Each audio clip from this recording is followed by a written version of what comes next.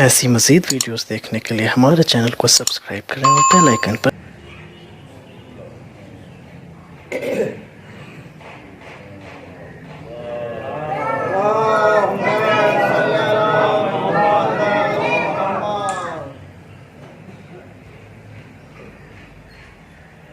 اعوذ باللہ من الشیطان اللعین الرجیم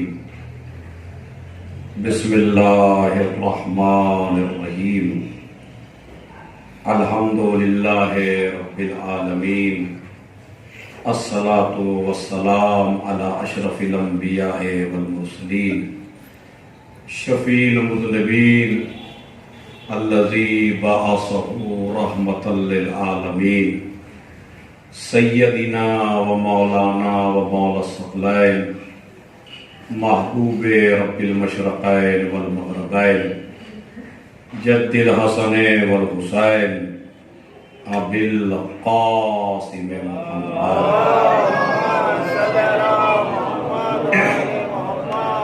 وعلی اہل بیتہ الطیبین الطاہرین المعصومین المظلومین الذین اذهب اللہ عنہم الرجس وطہرہم تطہیرا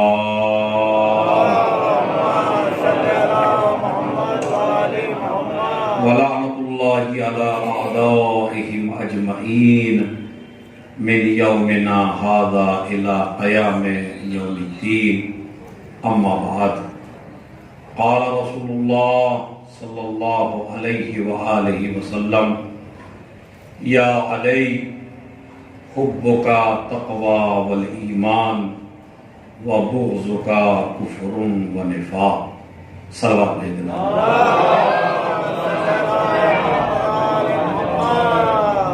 ایک مرتبہ سورہ حمد 3 مرتبہ سورہ قل واللہ کی تلاوت فرما کر مرحوم کرا محمد علی ابن ہدایت حسین محمد علی ابن ہدایت حسین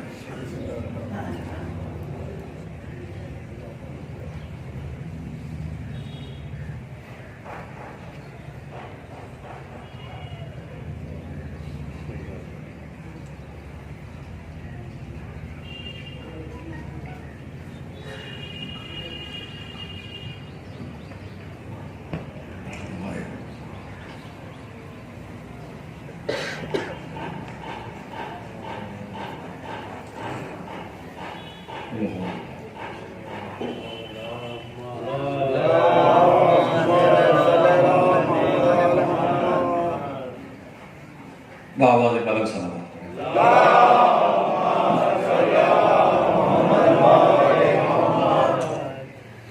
ایک مرحوم کے ایصال ثواب کی مجلس ہے اور موضوع گفتگو محبت علی ابن ابی طالب کہاں کہاں کس جگہ کن موارد میں کن امور میں اور کیسے کیسے سخت مقامات پر کہ جہاں انسان کے اولاد کام نہیں آتی، رشتہ دار کام نہیں آتے، خاندان کام نہیں آتا، چاہنے والے کام نہیں آتے، اگر کوئی شے کام آتی ہے تو وہ محبت علی ہے۔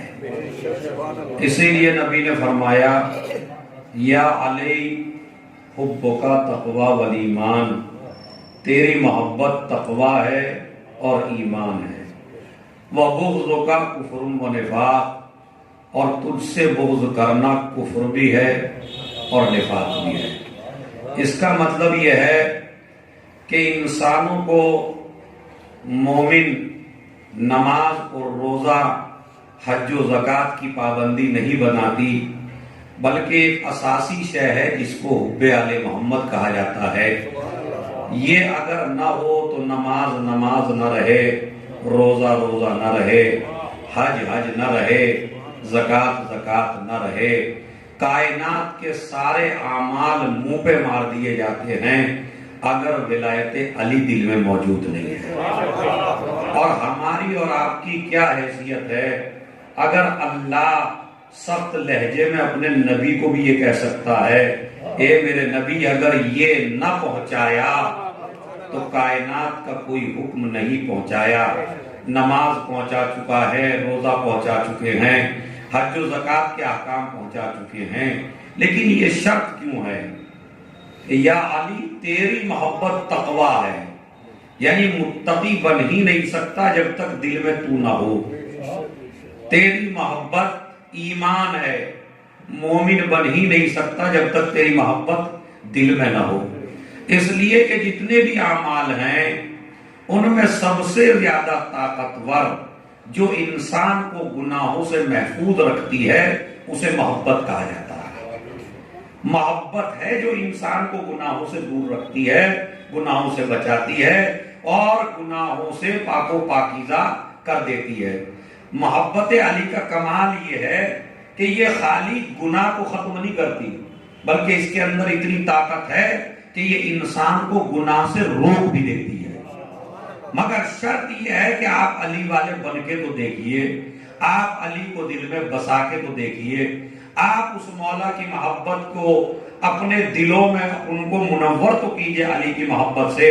اور اس کے بعد دوسری حدیث میں فرمایا یا علی لا یحبک الا طاہر الولادہ ولا یبغضک الا خبیث الولادہ.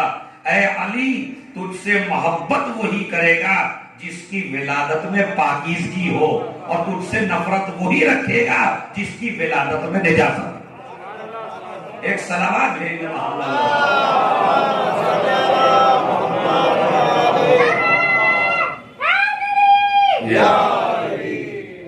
اسی لیے چند باتیں آپ حضرات کو پہلے میں علماء اہل سنت کی کتابوں سے چند حدیثیں آپ حضرات کو سنا دیتا ہوں جس سے مجلس کی بیس مضبوط ہو جائے اور آپ کو اندازہ ہو کہ یہ محبت اہل بیت متفق علیہ ہے, یہ اختلافی شے نہیں ہے. اسی لیے امام رسول نے فرمایا علی تجھ سے محبت وہ کرے گا جس کی ولادت پاک ہو, اور تجھ سے نفرت وہ رکھے گا جس کی ولادت میں نجاست ہو. اس کے بعد پھر سنیے یا علی لا یحبک الا مومن ولا یبغضک الا من کان اصلہ یہودیا. اے علی تجھ سے محبت کرے گا مگر وہ انسان جو مومن ہو, اور تجھ سے نفرت کرے گا وہ جس کی اصل یہودی ہو. من کان اصلہ یہودیا, جس کی اصل یہودی ہو وہ تجھ سے نفرت کرے گا. تو نفرت کرنے والوں کو کتنے سندیں ملی؟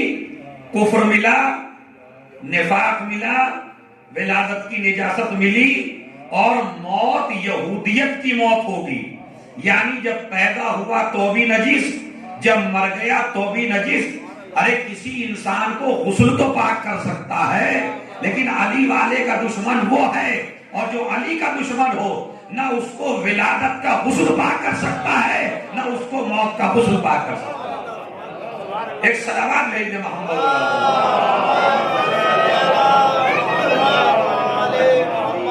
اور پھر مولا کو کتنا اعتبار ہے تمہارے اوپر. یہ تو میں نے 3 حدیثیں آپ کو علماء اہل سنت کی کتابوں سے سنائی. اب آپ یہ دیکھیے کتنا اعتبار ہے علی ابن ابی طالب کو آپ کے اوپر اور آپ کی محبت کے اوپر. فرماتے ہیں نہج البلاغہ میں, بڑا عجیب و غریب جملہ ہے, فرماتے ہیں کہ لو ضربت خیشوم المومن, ایک ایک آدمی توجہ سے سنیں, لو ضربت خیشوم المومن بسیفی ھذا علی ان یبغضنی ما ابغضنی. اگر میں علی مومن کی ناک کے اوپر تلوار رکھ دوں اور یہ کہوں تو مجھ سے نفرت کر, تو خدا کی قسم چاہے میں اس کا گلا بھی کاٹ لوں مگر یہ مجھ سے نفرت نہیں کر سکتا. توجہ چاہتا ہوں ایک ایک آدمی سے, تاکہ اس مجلس سے جب جائیں تو آپ کا ایمان منور ہو جائے اور آپ کو یہ احساس پیدا ہو کہ کوئی کام آئے نہ آئے ہمارا مولا ہمارے کام ضرور آئے گا. کیا فرماتے, اگر میں علی ابن ابی طالب مومن کی ناک پہ تلوار رکھ دوں اور یہ کہوں تو مجھ سے نفرت کر, تو خدا کی قسم یہ مجھ سے نفرت نہیں کرے گا. اور اس کے بعد کتنا بڑا دعویٰ کیا میرے مولا نے, وَلَوْ صَبَّبْتُ الدُّنْيَا بِجَمَّاتِهَا عَلَى الْمُنَافِقِ عَلَىٰ أَنْ يُحِبَّنِي مَا أَحَبَّنِي، اگر میں علی ابن ابی طالب پوری کائنات کی دولت لا کے منافق کے قدموں میں ڈال دوں اور یہ کہوں میں تجھے دولت دیتا ہوں تو علی سے محبت کر، تو خدا کی قسم یہ کبھی مجھ سے محبت نہیں کر سکتا۔ ارے آپ نے حدیث کو ایسے ہی چھوڑ دیا، یعنی مومن کو مارنے لگوں تو نفرت نہ کرے، منافق کو دولت دے دوں تو محبت نہ کرے۔ اس کا مطلب یہ ہے کہ محبت دولت سے نہیں ملتی، کردار سے ملتی ہے۔ ایک سلام بھیج دے محمد۔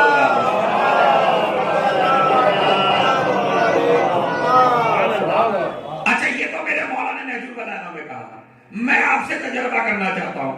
ابھی اگر کوئی حکومت آپ کے پاس آ کے کہے کہ ہم کائنات کی ہر دولت دینے کو تیار ہے مگر آپ علی چھوڑ دیجئے، کوئی ہے ایسا واقعا جو شیعہ ہے وہ دولت چھوڑ سکتا؟ دولت چھوڑ دے گا لیکن علی نہیں چھوڑ سکتا۔ اب سمجھ میں آیا وہ واقعہ؟ یہ میں نے تمہید اس لیے باندھی تاکہ آپ کی واقعہ سمجھ میں آ جائے۔ اب واقعہ سمجھ میں آ جائے گا جب آنے والا کہتا ہے مولا میں تو غریب ہوں، امام نے کہا تیرے سے بڑا رئیس ہی کوئی نہیں ہے۔ لیکن واقعہ سنیے میرے مولا نے کیا کہا، تیرے سے بڑا رئیس کوئی نہیں ہے۔ کہا نہیں مولا، گھر میں فاتح ہو رہے ہیں، پریشانیاں ہو رہی ہیں، مصیبت میں مبتلا ہوں، کھانے کو کچھ نہیں ہے۔ کہا یہ سب کچھ ہے مگر تو رئیس ہے۔ اس نے کہا مولا میرے رئیس ہونے کی دلیل کیا ہے؟ کہا تیرے رئیس ہونے کی دلیل یہ ہے کہ ایک ہیرا تیرے پاس اتنا قیمتی ہے کہ جس کی قیمت دولت کے پاس نہیں ہے، اقتدار کے پاس نہیں ہے، حکومت کے پاس نہیں ہے۔ کہا مولا وہ کیا؟ کہا کیا ہماری محبت کا سودا کر سکتا ہے؟ ایک صلوات بھیج دیں۔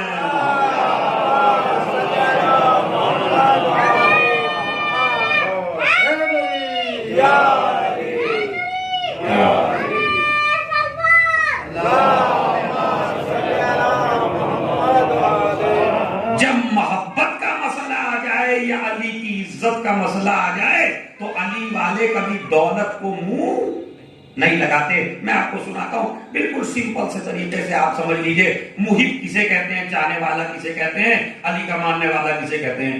مقداد ایک بڑا نام ہے تاریخ صحابیت میں۔ یہ مقداد وہ صحابی ہے جو گلی گزر رہا ہے، مولا علی راستے میں ملے، حال پوچھا مقداد کیا حالات ہے تمہارے؟ کہا مولا حالات کچھ اچھے نہیں ہیں۔ کیوں؟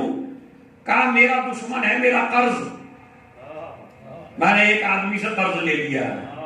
دیکھیں یہ ہوتا ہے علی والا جو قرضہ لے کے ادا کرنے کے لیے پریشان ہو۔ بعد میں نے جملہ کہا ہے اسے سوچتے رہیے گا، قرض مارنے والا علی والا نہیں ہے کہ مطلب لے لیا تو نہیں دے گیا، نہیں۔ ادھر کیا ہوا؟ مولا میرے اوپر قرض ہے، اور قرض کا کتنا ہے؟ کہا مولا کافی ہے، میں کماؤں تو نہیں دے سکتا۔ میرے مولا نے کہا تو پھر اس میں گھبرانے کی کیا بات ہے، یہ زمین دے جو پتھر پڑا ہے تمہارے سامنے اسے سونا بنا دو۔ اس نے یہ نہیں پوچھا مولا بناؤں کس طرح، توجہ چاہتا ہوں۔ ہم اور آپ ہوتے تو کیا پوچھے مولا اچھا سونا تو بنا لیں گے، بنائے کس طرح؟ کوئی علم کیمیا تو میرے پاس ہے نہیں، مگر اس مولا نے کہا نہیں یہ پتھر پڑا ہے سامنے اسے سونا بنا لے۔ ارے باریکی اور دقت دیکھیے، گہرائی دیکھیے اس جملے کی۔ اب اس نے یہ نہیں پوچھا پلٹ کے مقداد نے پڑھوں کیا، بولوں کیا، اس لیے کہ مقداد جانتا ہے اگر علی نے اشارہ کر دیا ہے تو یہ پتھر سونا ضرور بن جائے گا۔ اور نے کہا اس کو استعمال کیا، پتھر اٹھایا، پتھر اٹھانے کے بعد پتھر کو دیکھا، دیکھ کے کہنے لگا پروردگار یہ ہے تو پتھر، لیکن میں تجھے علی ولی کا صدقہ دیتا ہوں، اسے سونا بنا دے۔ دیکھیں اگر چاہے آپ بھی بنا سکتے ہیں، مگر مقداد والی محبت چاہیے۔ دیکھا مولا پروردگار علی کے صدقے میں اسے سونا بنا دے، وہ پتھر کا ڈھیلا سونا بن گیا۔ اب انہوں نے دیکھا کہ قرض میرا کم ہے اور سونا زیادہ ہے، تو ایک مرتبہ اس کو کہا پروردگار اس کو موم کر دے تھوڑا سا، تو موم کر دیا، اس کو جھاڑ دیا، پہلے تو قرض دے کے آئے، اس کے بعد جتنا بچا وہیں زمین پر رکھ دیا، پروردگار اسے علی کے صدقے میں پھر پتھر بنا دے۔ توجہ چاہتا ہوں، پہلے سونا بنایا علی کے صدقے میں، اب پتھر بنایا علی کے صدقے میں۔ ایک مرتبہ مولا کے پاس پہنچا، مولا نے کہا قرضہ ادا ہو گیا؟ کہا ہاں مولا قرضہ میرا ادا ہو گیا۔ کہا سونا بن گیا تھا؟ کہا مولا بن گیا تھا۔ کہا اپنے لیے رکھ لیتے، پھینکا کیوں؟ ارے بھائی ایک آدمی توجہ چاہتا ہوں، ایک مقدار اپنے لیے رکھ لیتے، اسے پھینک کے کیوں آئے؟ کہا مولا ارے اس کی ضرورت اسے پڑتی ہے جس کے پاس آپ جیسا مولا نہ ہو۔ ایک صلوات بھیج دیں۔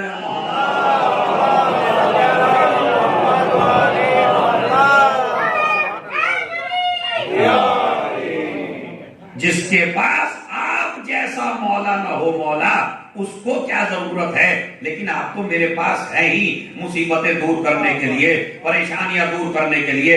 تو دنیاوی مصیبتوں کو بھی جو دور کرے اسے علی کہتے ہیں، اور آخرت کی مصیبتوں کو، خدا کی قسم اگر ہم اس بات کو سوچنے لگے، اگر کبھی بھی جو مجلس میں بیٹھے ہیں اس گمان میں نہ آئیے گا کہ مجھے عمل بخشوا دے گا۔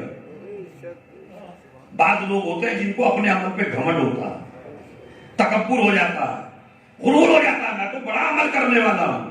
لیکن یاد رکھیے گا، عمل کے چکر میں عمل کریے گا ضرور، لیکن بھروسہ کیجیے گا علی پر۔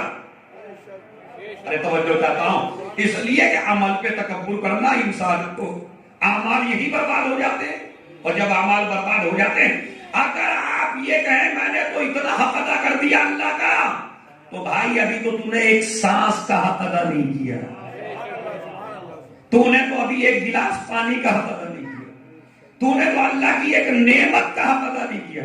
اور اگر یہ جاب کرنے والے جوان ذرا سی ماں باپ کی خدمت کرنے کے بعد تھوڑا سا غرور میں آ جائے، ہم نے ماں باپ کا حق ادا کر دیا، تو روایتیں کہتی ہیں کہ اگر خدمت کرتے کرتے مر بھی جاؤ گے ماں باپ کی، تم ان کا حق ادا نہیں کر سکتے۔ اب یہیں سے جملہ سماعت فرمائے، جب تم ان ماں باپ کا حق ادا نہ کر سکو تو آل محمد کا حق ادا کیا کر سکو؟ صلوات بھیجنے محمد۔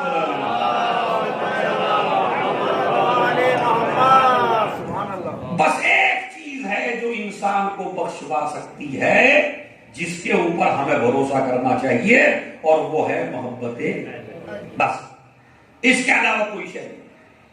روایت میں نے پڑھی، بڑا حیرت انگیز واقعہ، کہ جب انسان قبر میں جاتا ہے اور رشتہ دار دفنا کے اسے اپنے گھروں کو چلے جاتے ہیں تو یہ چیخیں مارتا ہے، اور جب یہ چیخیں مارتا ہے کیونکہ اکیلا رہ جاتا ہے، تو سب سے پہلے جو اس کی قبر میں ایک دوست بن کے آتی ہے اسے صلوات کہتے ہیں۔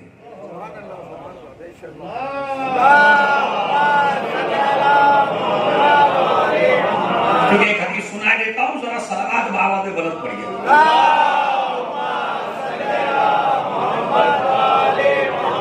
اور سننے وہ بچے بھی جن کے باپ کا یہ چیلوں ہے، بڑا آسان سا نسخہ ہے جو بتا رہا ہوں، اس کو عمل کرنے کی کوشش کیجیے گا۔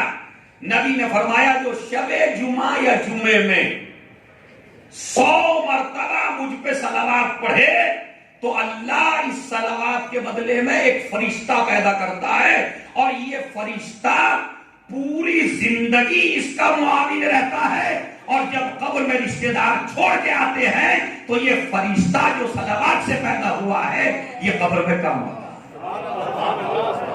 اب یہ بتائیے کون سا اتنا بڑا کام میں نے بتا دیا جو آپ نہیں کر سکتے؟ رات میں سونے سے پہلے ایک صلوات کی تسبیح اگر پڑھ کے سو جائے تو قبر میں جہاں مال کام نہیں آتا، اولاد کام نہیں آتی، رشتہ دار کام نہیں آتے، کبھی کبھی میں دولت کمانے کے بعد یہ سوچتا ہوں کہ جناب میں مر جاؤں گا تو میرا تو 40واں بھی دھوم سے ہوگا، میرا سویم بھی دھوم سے ہوگا، میری مجلسیں بھی دھوم سے ہوں گی، تو میں تو بخشا جاؤں گا ہی، مجھے کچھ کرنے کی ضرورت نہیں ہے۔ تو مجھے یہ بتائیے، جو آدمی خود اپنے آگے کے کانٹے نہ اٹھا سکے، اور تک کانٹے میرے سامنے پڑے ہیں اور میں یہ کہوں یہ میرے دوست آ کے اٹھا دیں گے, یہ میرا بیٹا اٹھا دے گا, نہیں, اپنے راستے کے کانٹے خود صاف کرو. اور اگر یہ تم مال پہ بھروسہ نہ کرو اور اگر اولاد پہ بھی بھروسہ کرنا ہے تو پہلے یہ دیکھو اسے سکھا کے کیا گئے ہو. انجینئر بنایا, ڈاکٹر بنایا, پی ایم بن گیا ہندوستان کا, مگر ایک فاتحہ کے لائق نہیں ہے, قرآن پڑھا ہوا نہیں ہے, الحمد آتی نہیں ہے, اس جگہ باپ نے پڑھائی نہیں ہے.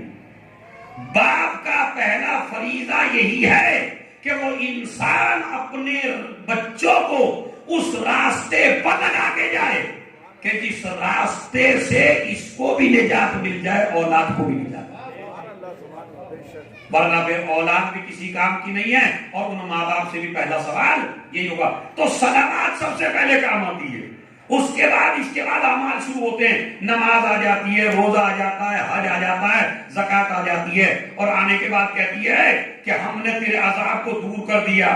لیکن جب سینے سے عذاب آتا ہے سخت بڑا, تو پھر ایک چیز آتی ہے سینے کے اوپر جو اس کو سکون بخشتی ہے, اور اتنی قبر میں نورانیت ہو جاتی ہے کہ پوری قبر منور ہو جاتی ہے. اور یہ نماز, روزہ, حج و زکات اس نور سے پوچھتے ہیں تو ہے کون کہ جس نے قبر کو اتنا نورانی بنا دیا اور عذاب کو بہت زیادہ دور پہنچا دیا. تو اب وہ نور کہتا ہے, جملہ سماعت فرمائیے گا, وہ نور کہتا ہے اس نماز اور روزے سے میں بتاؤں میں کون ہوں. اگر میں نہ ہوتا تو تم بھی نہیں آ سکتے تھے. ارے نہیں بھائی, اگر میں نور نہ آتا تو نماز تو بھی نہ آتی, روزے تو بھی نہ آتا, حج تو بھی نہ آتا. آخر تو ہے کون؟ کہا میں ہوں اس کے سینے کی ولایت علی. ایک صلوات بھیج دیں.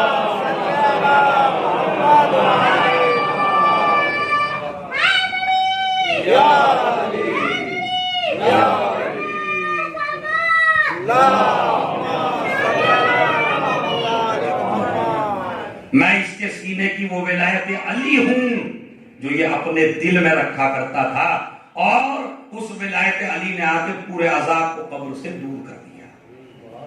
تو اس کا مطلب ہے عذاب سے کون سی چیز بچا سکتی ہے؟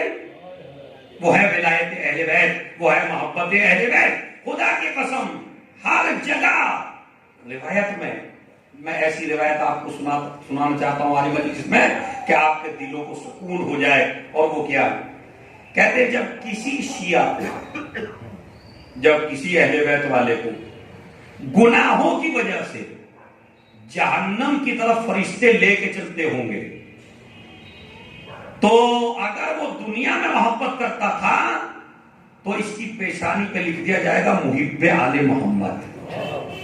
کہتے جب اس کو جہنم کی طرف لے جاتے ہوں گے تو سب خدا کی قسم کروڑوں سلام کیا کریں, دن رات اس کو کچھ نہ کچھ ہدیہ کیا کریں. کون؟ خاتون جنت, وہ جو اماموں کی بھی ماں, وہ جو رسول نے بھی ام ابیہا کہہ کے پکارا. روایت میں موجود ہے جیسے ہی لے کے چلیں گے تو ایک مرتبہ وہ شہزادی آواز بلند کہے گی, پروردگار سمیتنی فاطمہ, تو نے میرا نام فاطمہ رکھا. ارے مگن ہو جائیے گا روایت سن کے. کیا جہنم میں لے جایا جا رہا گا کچھ شیعوں کو گناہوں کی وجہ سے. ایک مرتبہ شہزادی آ جائیں گی اور آگے کہیں گی پروردگار سمیتنی فاطمہ, تو نے میرا نام فاطمہ رکھا ہے. آواز قدرت آئے گی, ہاں میں نے تیرا نام فاطمہ رکھا ہے. کہا تو فاطمہ کے معنی کیا بتائے تھے؟ کہا فاطمہ کے معنی ہیں اپنے شیعوں کو جہنم کی آگ سے بچانے والی.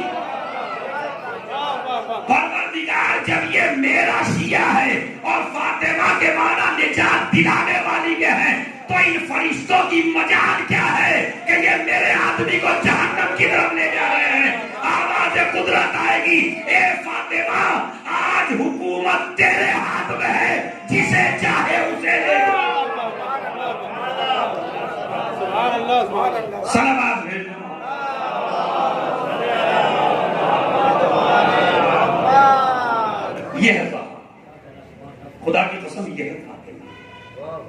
اس کی محبت کو دل میں رکھیے، دلوں میں بسائیے۔ محبت علی و فاطمہ وہ نور ہے جو قبر میں کبھی تاریکی نہیں ہونے دیتا۔ باقی اعمال کریے، لیکن اعمال پہ میرا جملہ کبھی غلط نہ سمجھیے گا، یہ نہیں کہ اعمال کرنا چھوڑ دیجیے، محبت کریے، نہیں، محبت کا تقاضا ہے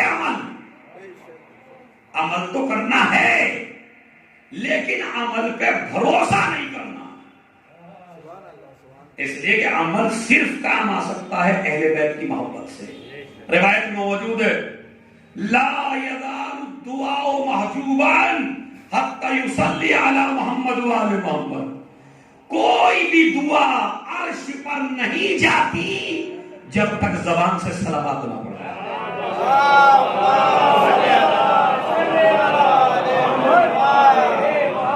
کوئی بھی دعا اپنے والد کے لیے کریں، اپنی والدہ کے لیے کریں، اپنے مرحوم رشتہ داروں کے لیے کریں، اپنے خاندان کے لیے کریں، کوئی دعا عرش پہ نہیں جاتی اگر درمیان میں صلوات۔ اسی لیے آپ نے فاتحہ کا طریقہ کیا ہے؟ پہلے صلوات، اس کے بعد الحمد، اس کے بعد 3 مرتبہ قل اللہ۔ یہ صلوات کیوں رکھی گئی ہے اس میں؟ پہلے بھی صلوات، آخر بھی صلوات، یعنی مطلب کیا ہے؟ اپنے قرآن کی تلاوت کو حصار میں دے دو محمد و آل محمد کے۔ ارے جب قرآن بھی عرش پہ نہ پہنچے بغیر ان کے، ایک صلوات بھیج دے محمد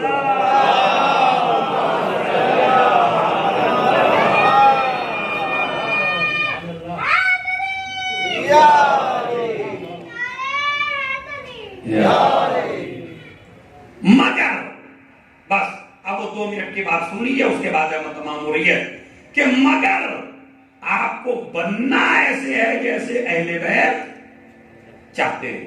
اہل بیت کیسا چاہتے ہیں؟ دیکھیں مولا علی کے گلے میں رسی کا پھندا ڈلا، اچھا مولا علی نے یہ آمدن ڈلوایا، ورنہ کس ماں نے وہ بچہ پیدا کیا تھا جو علی کے گلے میں رسی کا پھندا ڈالا؟ اب میں آپ کو وہ حقیقت بتاتا ہوں، علماء نے لکھا کہ علی نے رسی کا پھندا اس لیے ڈلوایا تھا کہ تاکہ تاریخ میں لکھا جائے، جملہ سنیے گا خدا کی قسم، تاکہ تاریخ میں لکھا جائے علی کے گلے میں رسی کا پھندا کیوں ڈالا۔ تو جب یہ لکھا جائے گا علی کے گلے میں رسی کا پھندا ڈالا، تو ان کا نظریہ جو بنی امیہ کے لوگ یہ بات رائج کر رہے ہیں کہ علی نے فلاں فلاں کی بیعت کر لی تھی۔ ارے نہیں بھائی، آپ سمجھے ہی نہیں، جب تاریخ میں لکھا جائے گا علی کے گلے میں رسی کا پھندا ڈلا، تو یہیں سے رسی خود بخود ثابت کر دے گی اگر بیعت کر لیتے تو رسی کا پھندا کیوں پڑتا؟ آپ سمجھ رہے ہیں؟ دیکھیں یہ ہے علی کی حکمت، اور یہی وجہ ہے کہ ادھر مولا علی کو مولا علی کے گھر سے رسی کا پھندا ڈال کے لائے۔ ایک یہودی بہت بڑا جو خیبر میں تھا، وہ علی کو دیکھنے لگا کہ علی کے گلے میں رسی کا پھندا، جیسے اس نے آتے ہوئے دیکھا مولا علی کو، وہ جو ساتھ میں تھا کہا بھائی یہ ہے کون؟ کہا یہ علی ہے۔ کہا یہ وہی علی ہے جس کے ہاتھوں پہ خیبر تھا؟ ارے نہیں توجہ دیا آپ نے،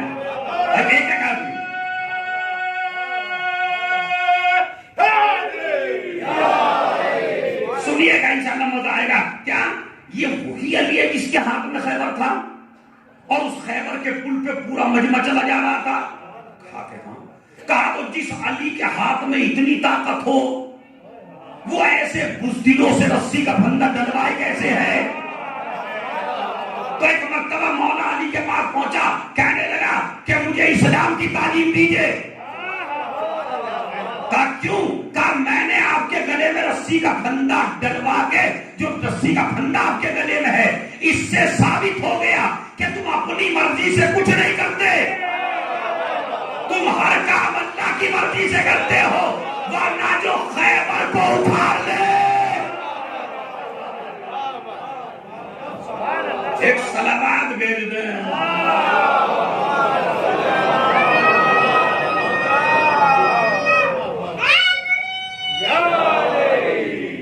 خدا کی مطلب بڑی عجیب سی بات ہے. وہ لکھتا ہے کہ مجھے کلمہ پڑھوائیے. کیوں؟ کہ اس کا مطلب یہ ہے کہ جب آپ نے خیبر اٹھایا وہ بھی اللہ کی مرضی سے, اور آج رسی کا پھندا ڈلوایا وہ بھی اللہ کی مرضی سے, ورنہ یہ کی کیا مجال ہے. اچھا جب یہ چلے تو اب محبت دیکھیں کسے کہتے ہیں. 3 صحابہ علی کے سامنے, مقداد, ابوذر, سلمان, 3 صحابی ہیں.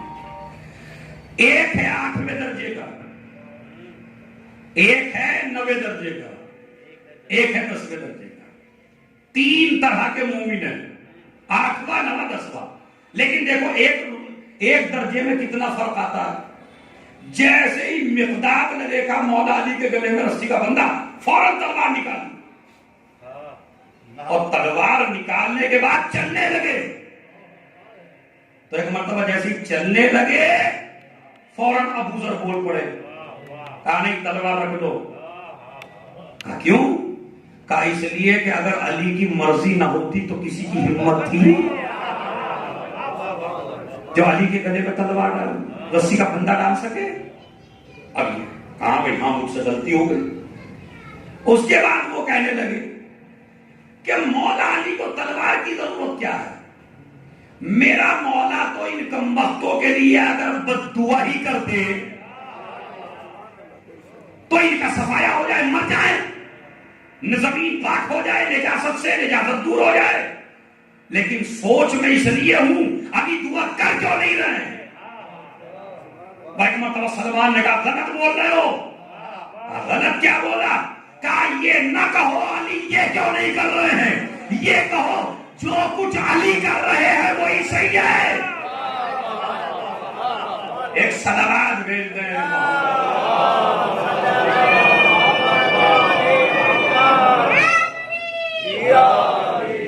بس ماشاءاللہ آپ نے کافی داد دی اور اچھی طرح آپ نے سنا, اور ماشاءاللہ ایک مرحوم کی مجلس میں اتنی حدیثیں اگر ہو جائیں تو اس کے لیے بہترین مثال ثواب ہے. اب میں بتاتا ہوں علی والا ہوتا کیسے. بس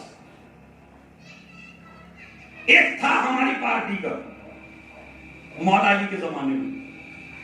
اچھا وہ دن رات آتا تھا گھر کا کام نمٹا کے اور فوراً آتا تھا مولا علی کے پاس, مستقل کا کام تھا اس کا آگے. اور جیسے ہم بیٹھ جاتے کہیں جا کے, جی بس مولا علی میں تو آپ کو بہت زیادہ چاہتا ہوں اور میرے سے زیادہ چاہتا ہی نہیں کوئی, اور جب تک آپ کو نہ دیکھ لوں مجھے چین نہیں پڑتا اور مجھے چین نہیں آتا. اچھا یہ ہم جیسے مولوی کو تو بہکایا جا سکتا ہے, لیکن بے وقوف آدمی مولا علی کو بہکانے کی کوشش کرے کہ میں اتنا چاہنے والا ہوں. مولا نے کہا اچھا آج اس کا امتحان کر ہی لیا جائے. مولا نے کہا آنکھیں بند کرو. آنکھیں بند کی. اب جو آیت اللہ دستگیر لکھتے ہیں, اب جو آنکھیں بند کی تو 100 میل سے بھی زیادہ دور جنگل میں پہنچ گئے. مولا علی بھی ساتھ ہیں. فوراً دیکھا کوئی برے, نہ وہ علاقہ, نہ وہ مدینہ, نہ وہ شہر, نہ وہ لوگ, عجیب طرح کی حکومت, عجیب طرح کے لوگ, عجیب طرح کا شہر. یہاں پہنچے. فوراً کہنے لگا مولا میں تو اصل میں بیوی نے کچھ آج لسٹ لکھ کے دی تھی اور مجھے تو کچھ کام کے لیے جانا تھا, یہ تم مجھے لے آئے کہاں, اور اب میں جاؤں گا تو جاتے جاتے مجھے ہو جائے گی رات, 100 کلومیٹر 100 میل کا فاصلہ طے کیسے کروں گا. ایک مرتبہ میرے مولا نے کہا یہیں سے تیرا اعتقاد پتہ چل گیا, اگر تیرے دل میں واقعی علی ہوتا تو تو یہ سوچتا جو علی لمحوں میں ادھر پہنچا سکتا ہے وہ علی لمحوں میں وہاں بھی پہنچا سکتا ہے.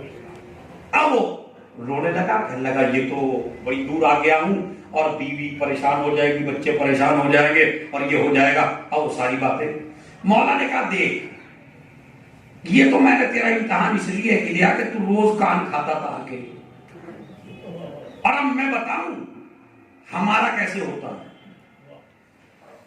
ایک دکاندار ہے اس شہر میں, اس کی ہم سے ملاقات بھی ابھی تک نہیں ہوئی ہے, اس نے ہمیں ابھی تک دیکھا بھی نہیں ہے, وہ ہمیں جانتا بھی نہیں ہے. خالی ہمارے فضائل سن کے, ہماری باتیں سن کے ہمارے کرامات سن کے ہم پہ ایمان لے آیا ہے۔ اس کا مطلب یہ ہے کہ محبت کرنے کے لیے دیکھنا شرط نہیں ہے۔ سنیے انشاءاللہ ایک جوان، اب یہ، اور دیکھو اس دکاندار سے یہ نہیں بتانا کہ میں علی بھی میرے ساتھ آئے ہوں۔ اب یہ گیا، جا کے کہنے لگا کہ بھائی میں علی والا ہوں اور اس شہر میں نیا ہوں۔ فوراً اس نے کہا کہ میں آپ کے سامنے ہاتھ جوڑنا چاہتا ہوں، میری خوش نصیبی کہ ایک وقت کا کھانا آپ میرے یہاں کھا لیجئے۔ اور نے کہا ایک اور میرے ساتھ ہے علی والا، کہا یہ تو اور خوش نصیبی کہ دو علی والے میرے گھر کھانا کھائیں گے۔ اور کہنے لگا جو بھی آج میری شاپ کے اوپر سامان خریدنے کے لیے آئے گا میں اسے فری تقسیم کروں گا۔ اب ہر جگہ ہوتے ہیں، انہوں نے کہا روز تو یہ ویسے بھی نہیں دیتا تھا، آج فری دے گا۔ گئے، اس نے فری تقسیم کیا، دکان کو بند کیا، گھر پہنچا، بیگم سے قصہ بتایا، بیگم نے بہترین کھانا تیار کیا۔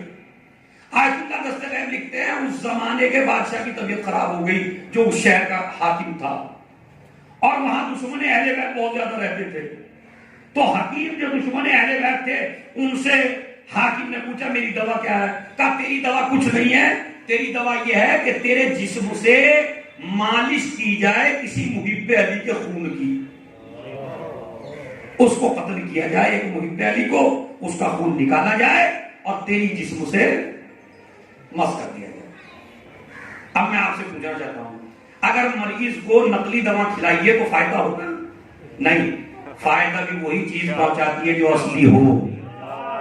طبیبوں نے تو دشمنی میں بتایا علی والے کا خون لاؤ، مگر اللہ نے اسی کو فضیلت بنا دیا کہ کم سے کم تم نے یہ تو ثابت کر دیا اصلی خون صرف علی والے کا ہے۔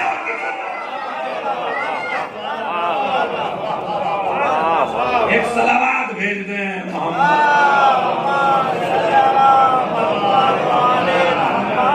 چلیے دیکھیے بڑا عجیب سا واقعہ ہے۔ اب اس نے جلادوں کو حکم دیا کسی محب علی کا خون لایا جائے۔ پورے شہر نے بتایا فلاں دکان والا علی والا ہے۔ اس کا مطلب یہ ہے کہ جو علی والا ہے اسے نمائش کرنے کی ضرورت نہیں ہے کہ میں علی والا ہوں، دشمن خود بخود بتا دیتے ہیں یہ علی والا ہے۔ جلاد پہنچے گھر، نکلا بیچارہ مالی، کیا بات ہے؟ حاکم کی طبیعت خراب ہے، تو علی والا ہے؟ کہا بالکل ہوں، تیرا خون چاہیے؟ اب یہی امتحان ہے۔ کہا کس کا خون چاہیے؟ کہا علی والے کا۔ اپنی جان بچانے کے لیے کتنا بہترین طریقہ ہے، تمہیں ایک کی چاہیے، میرے گھر دو بیٹھے، لیکن جو علی والا ہوتا ہے وہ دھوکے باز نہیں ہوتا، جو علی والا ہوتا ہے وہ دھوکے باز نہیں ہوتا۔ اس نے کہا میرے مہمان ہیں، ان کو کھانا کھلانا ہے، جب میں مہمانوں کو کھانا کھلا دوں تو مجھے قتل کر دینا، کوئی مسئلہ نہیں ہے۔ لیکن کہا تم ہو علی والے؟ کہا بالکل ہوں، تلوار دیکھ کے عقیدہ نہیں بدلوں گا، ہوں علی والا، قتل کر دینا۔ کہا نہیں ابھی چاہیے، مہمانوں کے سے پہلے ہی۔ اسی وقت اس کے دو بچے آ گئے، انہوں نے آیت اللہ دستغیب لکھتے ہیں، انہوں نے کہا بچوں نے ہماری رگوں میں بھی تو آپ ہی کا خون ہے، اس سے کہیں کہ یہ جلاد ہمیں قتل کر لے اور آپ اپنے مہمانوں کو کھانا کھلائیے۔ بچوں کی گلے پہ تلوار رکھی گئی، بچے ڈرے، مجھے سوچ کے بتائیے یہ بچے تیار کیسے ہو گئے تلوار رکھوانے پر؟ کہا جس کے دل میں علی بچ جاتا ہے وہ تلواروں سے نہیں ڈرتا۔ اب جملہ سماعت فرمائیں، اگر کسی جوان بچوں کے دلوں میں علی کی محبت آ جائے تو جب وہ تلواروں سے نہ ڈرے تو اگر علی کے دل میں خدا کی محبت آ جائے تو شب ہجرت وہ تلواروں سے کیسے ڈرے؟ چلیے بس مجلس تمام ہو رہی ہے، واقعہ مختصر کرتا ہوں۔ بچوں کو قتل کر دیا گیا، ادھر گھر میں دسترخوان بچھایا گیا، ماں سے بتا دیا رونا نہیں ورنہ یہ علی والے کھانا نہیں کھائیں گے۔ لیا دسترخوان بچھا. اب میرا دیکھیے یہ ہے علی، خدا کی قسم یہ ہے علی. ایک مرتبہ میرا مولا کہنے لگا کہ تمہارے بچے کہاں گئے؟ کہا کھیل میں گئے ہیں، نہ جانے کب آئیں گے، آپ کھا لیجئے. کہا نہیں میری عادت ہے، میں جب تک نہیں کھاتا جب تک میرے بچے میرے ساتھ بیٹھ کے کھانا نہ کھائیں. یہ اصرار کر رہا ہے. مولا علی کہتے ہیں میں کھانا نہیں. ابھی یہ نہیں پتا کہ یہ مولا علی ہے. ایک مرتبہ یہ رونے لگا اور رو کے اپنا واقعہ بیان کیا. جیسے اس نے واقعہ بیان کیا میرے مولا نے فرمایا کہا جس کی محبت میں تو نے اپنے بچوں کو قربان کیا ہے وہ علی ابن ابی طالب تیرے دسترخوان پہ بیٹھا. لاؤ بچوں کے جسم لے کے آؤ. بچوں کے جسموں کو لایا گیا، اپنا ہاتھ رکھا، نماز پڑھی 2 رکعت، بچوں کو زندہ کیا. اب سنیے پوری مجلس آپ نے سنی، ایک ایک آدمی سے توجہ چاہتا ہوں. جیسے ہی بچے آئے زندہ ہوئے تو نہ ماں کو دیکھا، نہ گھر کو دیکھا، نہ باپ کو دیکھا، نظریں گڑی ہوئی ہیں علی کے چہرے کے اوپر. ایک مرتبہ باپ نے پوچھا بیٹا تم تو پہلے ہی قتل کر دیے گئے تھے، علی کو تو تم نے دیکھا بھی نہیں تھا، تم اتنی تعجب سے علی کو کیوں دیکھ رہے ہو؟ میری مجلس کا سب سے قیمتی جملہ ہے. تو ایک مرتبہ ان بچوں نے کہا بابا تعجب کی بات یہی تو ہے کہ جب قتل ہو کے جنت میں پہنچے تو وہاں بھی یہی نظر آیا، اور جب جنت سے زمین پر آئے تو یہاں بھی ایک صلوات بھیج دیں.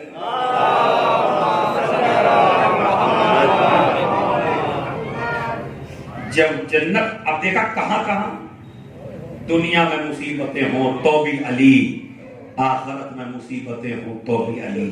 بس عزیزو یہ ایک مرحوم کے ایصال ثواب کی مجلس ہے. بچوں کو ایک طریقہ بتانا چاہتا ہوں جو ان کے بیٹے ہیں فاتحہ کا. یہ فاتحہ کا کھانے سے کوئی رابطہ نہیں ہے. جیسے ابھی ہم نے پڑھوائی ابھی پہنچی، ابھی پڑھوائیں گے وہ بھی پہنچے گی، کھانے پہ پڑھوائیں گے وہ بھی پہنچے گی. اللہ نے کھانے سے فاتحہ کو نہیں جوڑا تاکہ کوئی غریب آدمی یہ نہ کہہ سکے کہ میں اپنے باپ کا ایصال ثواب کیسے کرتا جب میرے پاس کھانا کھلانے کے لیے نہیں تھا. نہیں، قرآن پڑھو. قرآن کے علاوہ جیسے مجلس میں کہیں بھی جاؤ تو اپنے باپ کی نیت کر کے جاؤ. ہم مجلس میں جا رہے ہیں اپنی طرف سے، اپنے باپ کی طرف سے. مسجد میں نماز پڑھنے جاؤ اپنے ماں باپ کی طرف سے جاؤ. کسی کو صدقہ دینے جاؤ اپنے ماں باپ کی نیت کر کے جاؤ، تاکہ ماں باپ صرف فاتحہ ہی سے مخصوص نہ رہے بلکہ زندگی کے جتنے نیک کام کرتے جاؤ ماں باپ کی نیت کرتے جاؤ. اجر دینا پروردگار کا کام. کہیں بھی یہ جو جوان بچے ہوں گے کہیں بھی مجلس میں جائیں، ہم مجلس میں جا رہے ہیں اپنے ماں باپ کی طرف سے، مطلب اپنے باپ کی طرف سے قربت نکلا تو باپ بھی شامل ہو جاتا ہے. لیکن یہ سایہ ایسا ہے اور یہ ڈھارس ایسی ہے باپ کی کہ چاہے آپ کی 40 سال کی عمر ہو، چاہے آپ کی 50 سال کی عمر ہو، اگر باپ دنیا سے رخصت ہو جائے تو ایسا جیسے ایک بہت بڑا سایہ سر سے اٹھ گیا اور بچے تڑپنے لگتے ہیں، بچے بھلکنے لگتے ہیں. انہیں یہ نہیں پتا جب باپ مر جاتا ہے تب پتا چلتا ہے کہ باپ کیسا درخت تھا جو ساری مصیبتوں کو اپنے اوپر اٹھا رہا تھا اور ہم تک مصیبتیں نہیں آنے دے رہا تھا. باپ کی کمی ہر جگہ کھلتی ہے، لیکن ہاں عید پہ یاد آتا ہے، بقرہ عید پہ یاد آتا ہے، خاندان میں کوئی پروگرام ہو تو یاد آتا ہے، بچوں کی شادی، بھائیوں کی شادی، بہنوں کی بیٹیوں کی شادی ہو تو باپ یاد آتا ہے. لیکن میں تو کہتا ہوں کہ کم سے کم جب تمہارے باپ دنیا سے گئے تو تمہارے محلے والوں نے، تمہارے قریب والوں نے، تمہارے رشتے داروں نے تمہارے سروں پہ ہاتھ رکھا، تمہیں سینے سے لگایا، تمہیں تسلی دی اور تسلی کے بڑے بڑے الفاظ آپ کی شان میں کہے اور آپ کو گلے سے لگایا. لیکن ذرا تصور کرو جس بچی کی عمر 4 سال کی ہو، جس کا نام سکینہ ہو اور جسے باپ کے بغیر نیند بھی نہ آتی ہو اور دن رات اپنے بابا کے بغیر سوتی بھی نہ ہو، اور اس کا بابا اس سے رخصت آخر کے لیے آئے اور سلام کرے. روایت کا عجیب مقتل کا ایک لفظ ہے، میں مسائل کچھ اور پڑھنا چاہتا لیکن مرثیہ خان نے اتنا اچھا مرثیہ پڑھا تو میرا دل چاہتا ہے میں مرثیہ ہی کے مسائل پڑھوں. اور وہ جملہ آپ سنیے جو میرے دل کو چھو رہا ہے، لگ رہا ہے. وہ جملہ کیا ہے کہ ایک بیٹی، ایک بچی جس سے بڑا پیار تھا حسین کو، وہ پوچھتی ہے جب حسین کو پیار سجا کے چلے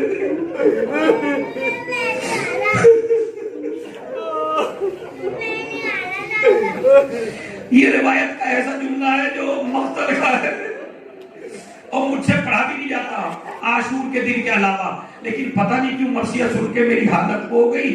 کیا پتہ کیا کہتی ہے شہزادی؟ حال اسلمت للموت، بابا اب بھی مرنے کے لیے تیار. ایک مرتبہ حسین نے بے بسی سے کہا ہاں بیٹی، جس کا کوئی مددگار نہ رہا ہو، جس کا کوئی مدد کرنے والا نہ رہا ہو.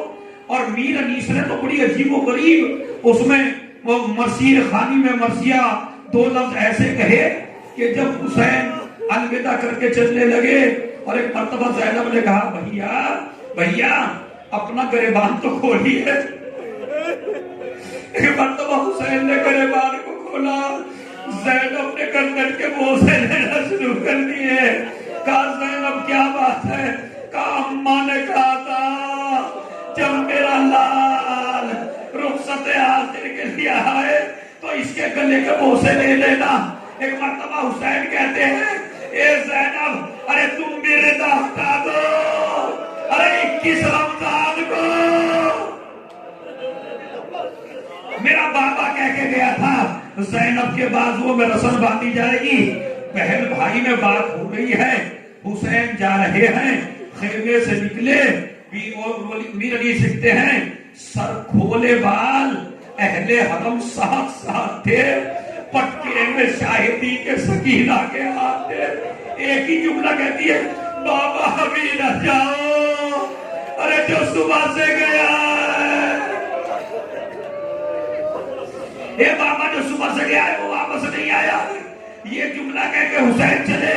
روایت کہتی ہے ابھی گھوڑے کے قریب نہیں پہنچے تھے، ایک جملہ بچے سنیں، وہ اولاد سنیں جو مرحوم کی ہے. زینب سے سید سجاد نے کہا بہن مجھے میرے عابد بیمار سے ملوا دو، مجھے میرے سید سجاد سے ملوا دو. زینب آگے آگے چلی، حسین پیچھے پیچھے چلے. سید سجاد بس کے عالم میں پڑے تھے. زینب نے بازو ہلایا، میرے لال اب تو اٹھ جا، تیرا باپ رخصت آخر کے لیے آیا ہے. آنکھوں کو کھولا، کیا دیکھا؟ خدا کسی جوان بیٹے کو باپ کو اس حالت میں نہ دکھائے کہ جسم سے خون بہ رہا ہے، تیروں کے نشان ہے، کوئی جگہ ایسی نہیں جہاں تیر نہ لگا ہو. فوراً کہنے لگے بابا چچا عباس کا آ گئے، بھائی علی اکبر کا آ گئے. اے میرے لال، ارے مردوں میں میرے اور تمہارے علاوہ کوئی نہیں بچا ہے. اے پھوپھی اماں لاؤ میری تلوار دے دو تاکہ میں اپنے باپ کی مدد کر سکوں. حسین نے کہا میرے لال تیرا امتحان ابھی نہیں ہے، تیرا امتحان تو کربلا کے بعد شروع ہوگا. بیویوں کو کون لے جائے گا، قافلے کو کون لے جائے گا، ماں بہنوں کو کھلے سر کون دیکھے گا. ساری باتیں بیان کر دی. حسین چلے. وہ جملہ جہاں پہ مرثیہ تمام ہوا، بس میں تمام کر رہا ہوں، آگے نہیں بڑھانا چاہتا. حسین گھوڑے پر سوار ہوئے اور کہا میرے اسپے با وفا، یہ میری آخری سواری ہے، مجھے قتل گاہ تک پہنچا دے. گھوڑے نے اپنا سر جھکایا، پاؤں کی طرف کیا. حسین گھوڑے سے نیچے اترے. کیا دیکھا؟ 4 برس کی بچی گھوڑے کے سروں سے لپٹی ہوئی. اے میرے بابا کی سواری، ارے جو صبح سے گیا.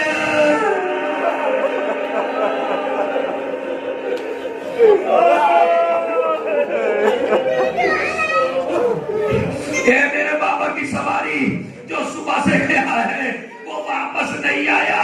ایک مرتبہ حسین نے، بس ابھی تو یاد رکھیے اپنی بچیوں کو اپنے سینے سے لگائیے گا جا کے مجلس کے بعد. جن کے بچیاں زندہ ہیں محبت دیکھیے باپ کو کیا ہوتی ہے. حسین نے سینے سے لگا لیا. حسین کا کلیجہ منہ کو آ گیا بچی کے بیان پر. کہنے لگی بابا آپ کو پتا ہے نا مجھے آپ کے بغیر نیند نہیں آتی. کہا بیٹی آج سے عادت بدل لینا، تم ماں کے پاس سونا، اصغر میرے پاس سو گے. کہا نہیں بابا مجھے آپ کے بغیر چین نہیں آتا. اچھا بابا، اب یہ بیان کر ہی رہے تھے. عزیزوں اپنی بچیوں کو بھی لٹانا گود میں، پھر اس سے باتیں کرنا۔ حسین نے جیسے ہی کہا نہیں میری بچی آج کے بعد تو یتیم ہو جائے گی، بچی اتنی کم سن تھی کہنے لگی بابا یتیم کسے کہتے ہیں؟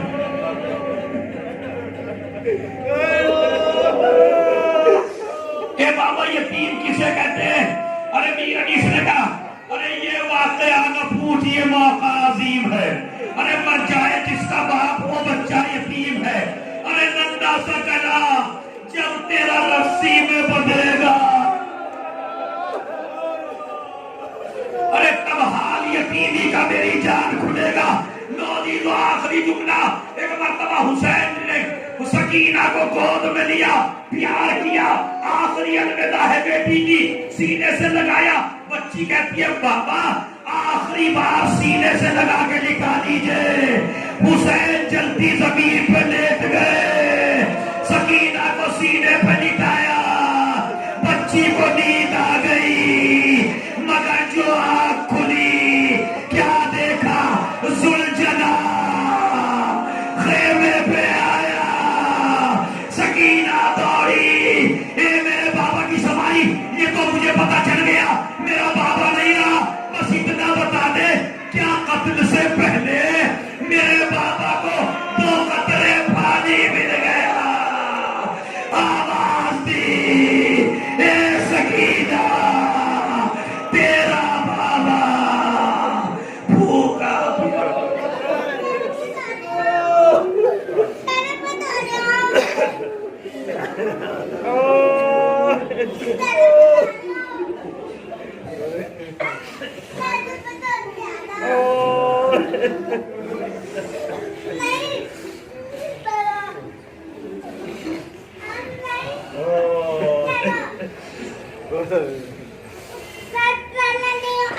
ایک مرتبہ سورہ ہم 3 مرتبہ سورہ قل هو اللہ کی تلاوت فرما کر مرحوم محمد علی ابن ہدایت حسین کی